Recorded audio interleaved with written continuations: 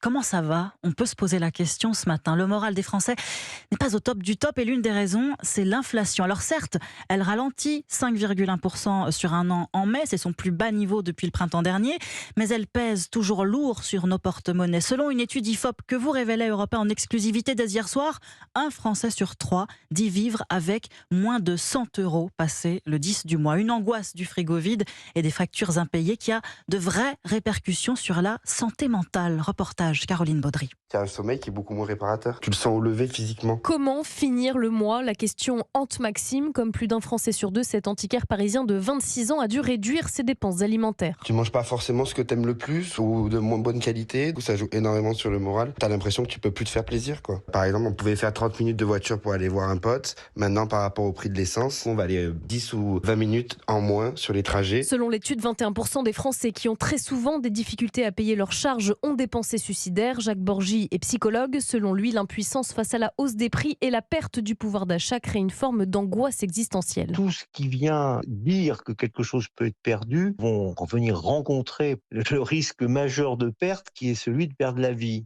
Parce que votre pouvoir d'agir est complètement inhibé. Le pouvoir que vous dire, oh là là, mais qu'est-ce qui va m'arriver? Qu'est-ce qui va m'arriver? Une interrogation à laquelle le gouvernement ne répond pas. Selon Jacques Borgy, le dispositif Mon Parcours Psy est inutile et illisible. Le spécialiste réclame de l'argent pour les structures publiques avec accès direct aux soins psychiques. Caroline Baudry.